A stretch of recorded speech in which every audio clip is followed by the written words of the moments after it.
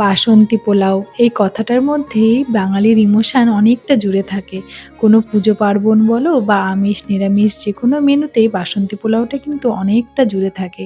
এখন আধুনিক পদ্ধতিতে যত খাবারই বেরোক না কেন, এই যে গোবিন্দভোগ চালের সুবাস, ঘিয়ের সুবাস দিয়ে তৈরি বাসন্তী পোলাও একটা আলাদাই অংশ আমাদের অনেকটা মনে জুড়ে আছে। আমি এখানে ১ কেজি চাল নিয়ে নিয়েছি আর একবারই আমি এটাকে ধুয়ে নিয়েছি। বারবার ধুলে কিন্তু চালের সুবাসটা বেরিয়ে যায়।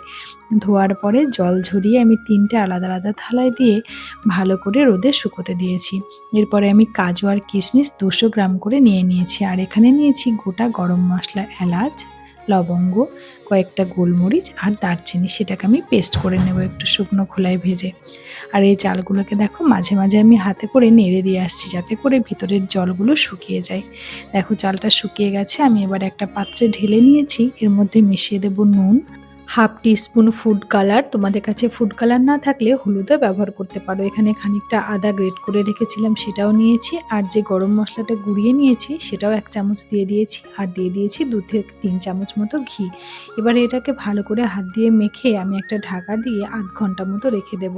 এভাবে ম্যারিনেট করে রাখলে বাসন্তী পোলাওয়ের মধ্যে যে সুবাসটা এটা খুব ভালোভাবে হয়। কড়াইয়েতে বেশ অনেকটা পরিমাণে ঘি নিয়ে কাজুটা আমি হালকা ব্রাউন কালার করে ভেজে নেব। ঘিয়ের মধ্যে কাজু ভাজলে কিন্তু কাজুর টেস্ট দ্বিগুণ হয়ে যায়।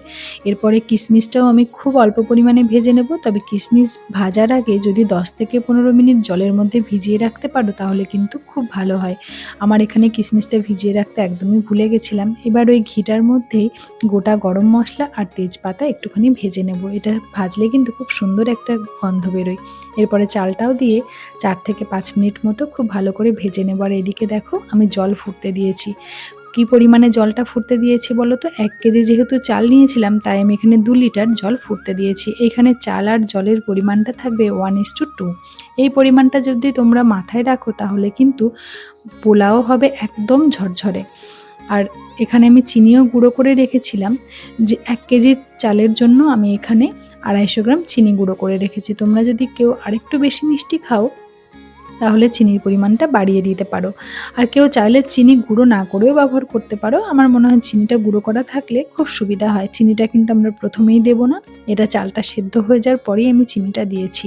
চিনিটা দেওয়ার পরে এরপরে আমি ভাজা যে কাজু কিশমিশগুলোও অ্যাড করেছি। খানিকটা গরম মশলা যেটা বেঁচে ছিল সেটাও দিয়ে দিয়েছি।